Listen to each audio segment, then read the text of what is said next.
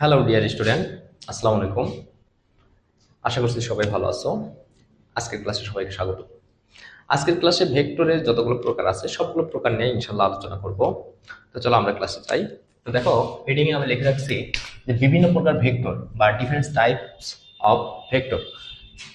প্রথম যে ভেক্টরটা দেওয়া আছে, প্রথম ভেক্টর কি হচ্ছে? স্বাধীন ভেক্টর। চলো, স্বাধীন ভেক্টর কি? স্বাধীন ভেক্টর, স্বাধীন ভেক্টর। দেখো, স্বাধীন ভেক্টর কি? যে ভেক্টরটা স্বাধীন, মানে ইচ্ছা মতো চলতে পারে।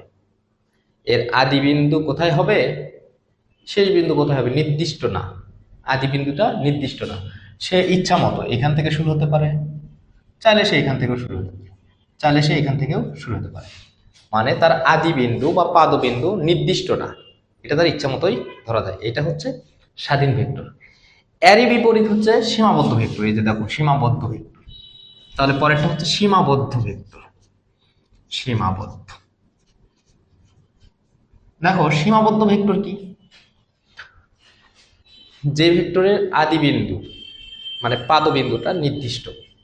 ধরো এখানে একটা বিন্দু দিয়ে দিল, এই বিন্দু থেকে তুমি যে কোনো দিকে যাইতে পারো, এই বিন্দু থেকে তুমি যে কোনো দিকে যাইতে পারো, কিন্তু আদি যে বিন্দু, এই বিন্দুটা নির্দিষ্ট। তুমি এখান থেকে এদিকে যেতে পারো, বা এখান থেকে এদিকে যাইতে পারো, বা এখান থেকে এদিকে যেতে পারো, ইচ্ছা, বা এখান থেকে এদিকে যেতে পারো।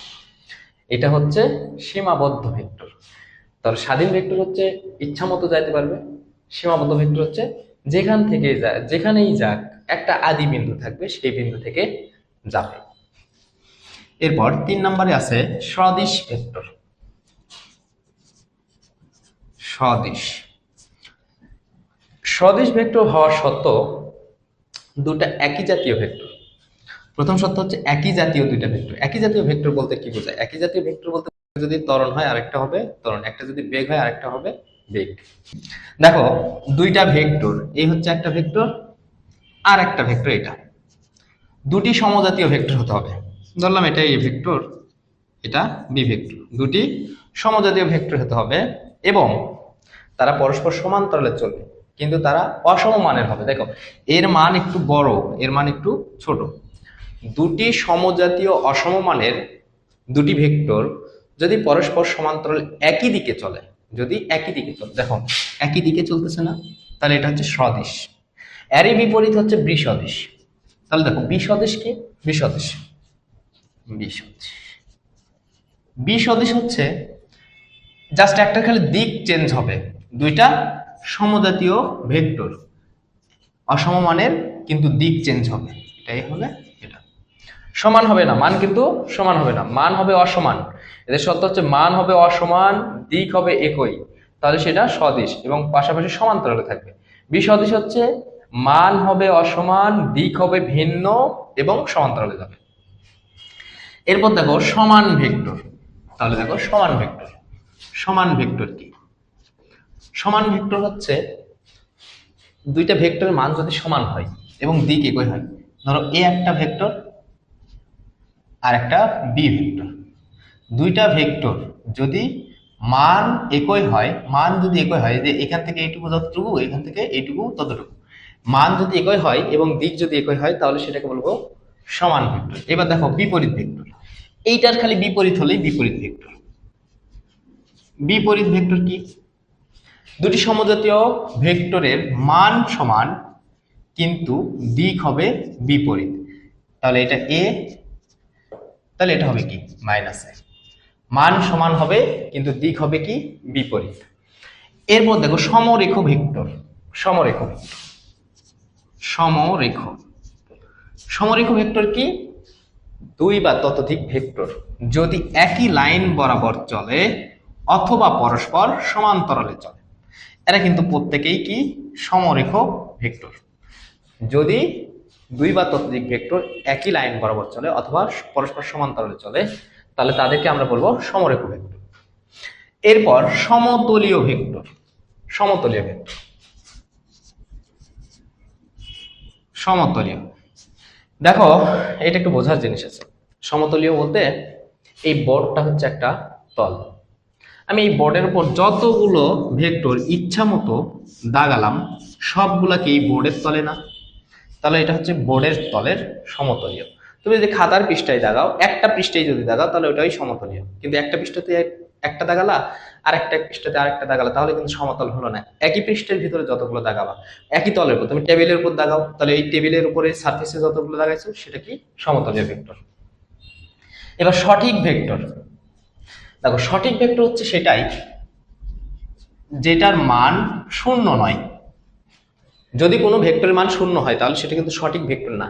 তাহলে সঠিক ভেক্টর হতে হবে মান কি হবে, মান শূন্য নয়, মান শূন্য নয়, এরকম ভেক্টরকে আমরা বলবো সঠিক ভেক্টর।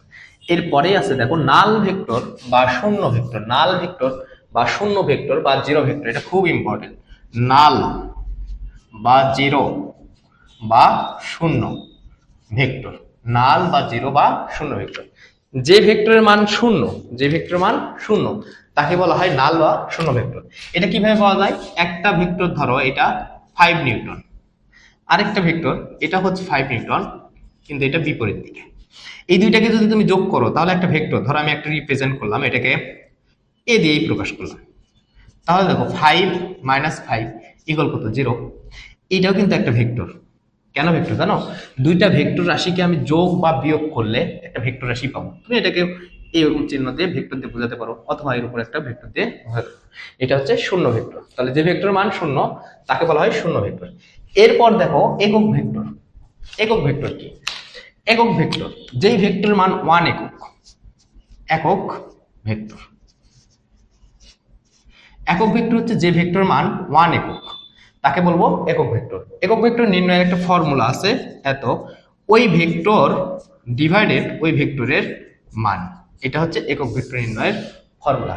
কোনো ভেক্টরের মান যদি 1 একক হয় তাহলে তাকে বলবো আমরা একক ভেক্টর, এবং এটা নির্ণয়ের ফর্মুলা হচ্ছে ওই ভেক্টরকে ওই ভেক্টরের মান দিয়ে ভাগ দিলে একক ভেক্টর পাওয়া যায়। এরপরে দেখো অবস্থান ভেক্টর, খুব ইম্পর্টেন্ট একটা ভেক্টর, এটা কিন্তু পরীক্ষায় আসে।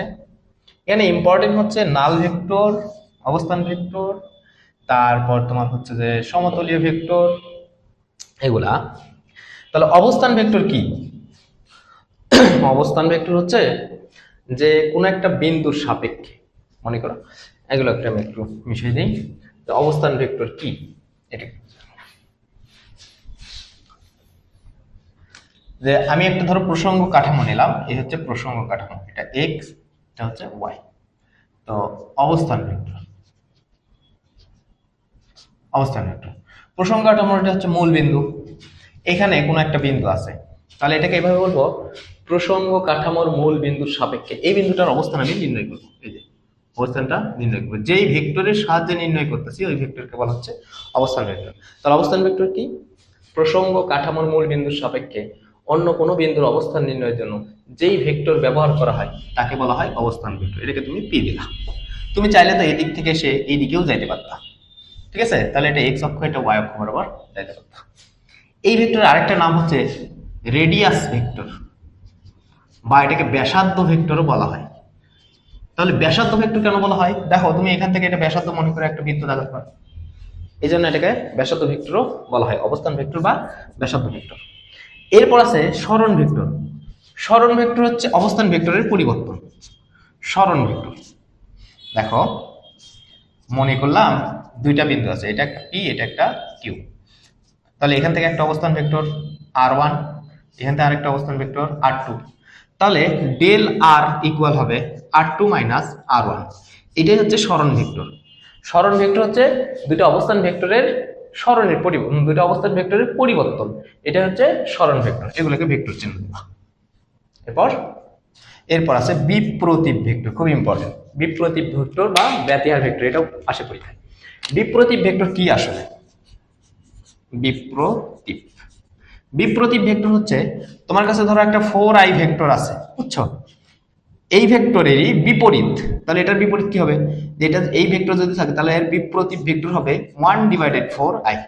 এই ক্যাপ নিয়ে আমি পরে আলোচনা করবো, ক্যাপটা। তাহলে যা আছে সেটার কি গুণাত্মক বিপরীত, গুণাত্মক বিপরীত। দেখো যা আছে সেটাকে 1/4। এরপর আছে পোলার ভেক্টর। পোলার ভেক্টর কি, পোলার ভেক্টর হচ্ছে ঘূর্ণনের সাথে সম্পর্ক নাই। তাহলে আমি একটু পোলার ভেক্টর বলি, যে পোলার ভেক্টর, পোলার ভেক্টর হচ্ছে যেই ভেক্টর ঘূর্ণনের সাথে সম্পর্ক নাই, সম্পর্কযুক্ত নয়, তাকে বলা হয় পোলার ভেক্টর। মনে করো বল, এটা কোনো ঘূর্ণনের সাথে সম্পর্ক না, এটাকে একটা তীর চিহ্ন দিয়ে তুমি তার মাথায় অ্যারো দিতে পারো, এটাই হচ্ছে একটা পোলার ভেক্টর। এরপর আছে অক্ষীয় ভেক্টর। অক্ষীয় ভেক্টর হচ্ছে যে কৌণিকভাবে যে ভেক্টরগুলো ঘোরে, ঘূর্ণনের সাথে যেটা যুক্ত। ধরো একটা অক্ষ সাপেক্ষে, এই অক্ষের সাপেক্ষে একটা নির্দিষ্ট দূরত্বে কৌণিক বেগে কোনো বস্তু ঘুরতেছে, তাহলে কৌণিক বেগ একটা অক্ষীয় ভেক্টর। কৌণিক বেগ একটা অক্ষীয় ভেক্টর। অক্ষীয় ভেক্টর তাহলে কি, ঘূর্ণনের সাথে যেই ভেক্টরটা সম্পর্কযুক্ত সেটা হচ্ছে অক্ষীয় ভেক্টর। যে ধরো এখান থেকে একটা বস্তু এভাবে কৌণিক ত্বরণে ঘুরতেছে, তাহলে কৌণিক ত্বরণ একটা কি, অক্ষীয় ভেক্টর। তো আশা করছি মোটামুটি এই 15টা ভেক্টর সম্পর্কে আর কারো কোনো সমস্যা থাকার কথা না। আমি যেভাবে বললাম এটা হচ্ছে তোমাকে মাথার ভিতর গেঁথে দেওয়ার, একটু মানে শর্টকাটে বুঝে দেওয়ার চেষ্টা করলাম। বাকি অংশটুকু তোমরা এখন বই থেকে সংজ্ঞাগুলো করে নেবা।